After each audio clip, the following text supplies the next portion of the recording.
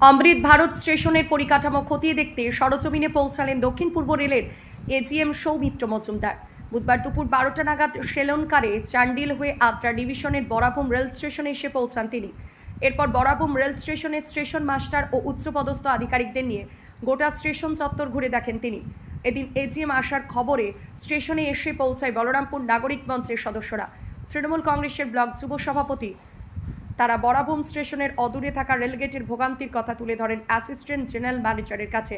শুধু তাই নয়, পুরুলিয়া এক্সপ্রেস ট্রেনটিকে বরাভূমে স্টপেজ দেওয়ারও দাবি জানান। যদিও বিষয়টি নিয়ে কেবল আশ্বাসই মিলছে, সমাধান না।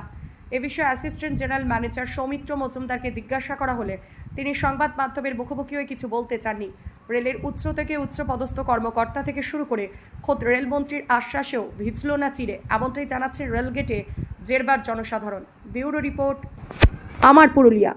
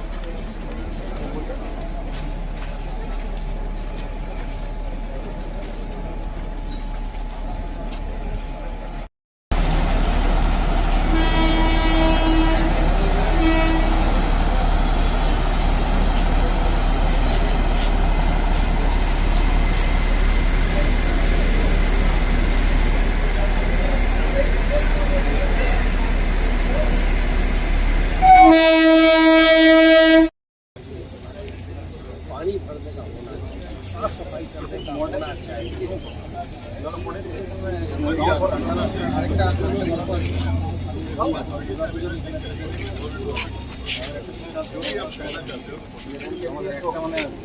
আন্ডারপাস যদি না হয় পারমিশনে রোগী আছে যারা রেলগেটে আটকে থেকে এবার কি ডেথ হয়ে গেল, ডেথ হয়ে গেছে।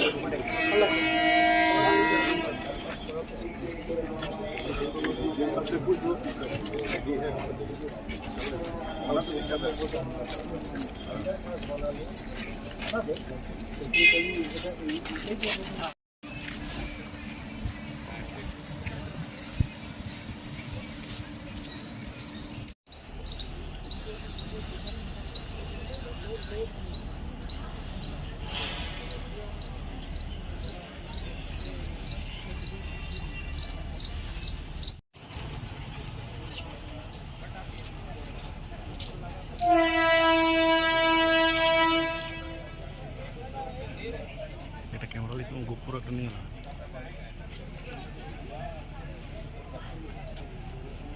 গোপুর কিরকম না ভাই।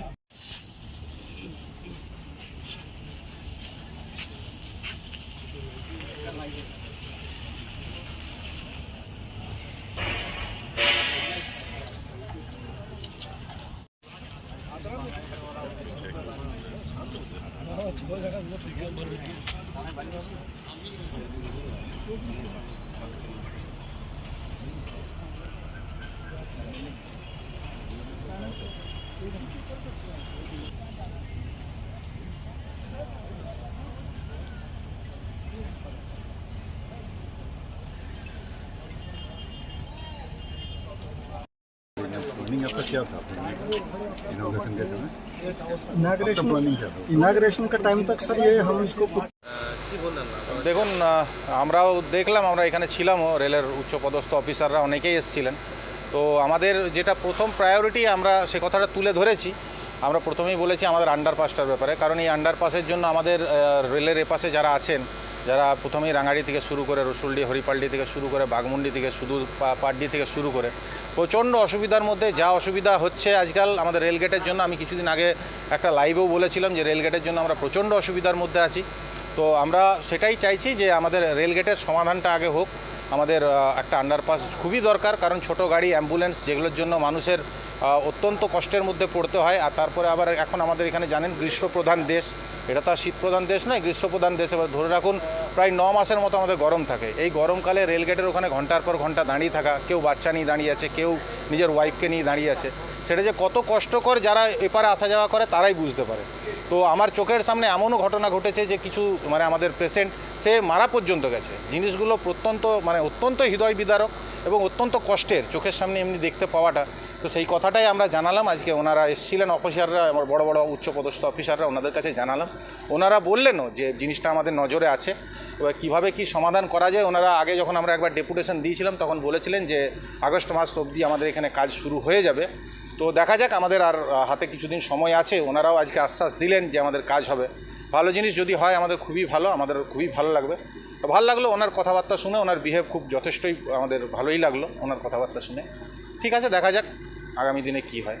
আর বাকি ট্রেনের যে সমস্যা ছিল, ট্রেনের সমস্যাগুলো দেখুন, হ্যাঁ আমাদের এখানে একটা ওই পুরুলিয়া এক্সপ্রেস আনার ব্যাপার আছে, ওনাকেও সেটাও জানানো হলো।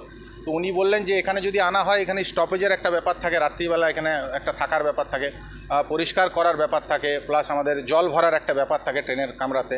তো সেই ব্যাপারগুলো এখানে যেহেতু প্রোভাইড নেই, এখন এখানে আমাদের সেই সুযোগ সুবিধাটা নেই, তাহলে সেই জন্য উনি বললেন যে এই ব্যাপারটা নিয়ে আমরা এখনও কিন্তু সেভাবে কোনো চিন্তাভাবনা করিনি। তো আমাদের প্রথম প্রায়োরিটিই ছিল রেলগেট। রেলগেটের নিয়ে আমরা যা সমস্যায় পড়েছি, আমরা প্রথম প্রায়োরিটিই দিয়েছি রেলগেটটাকে।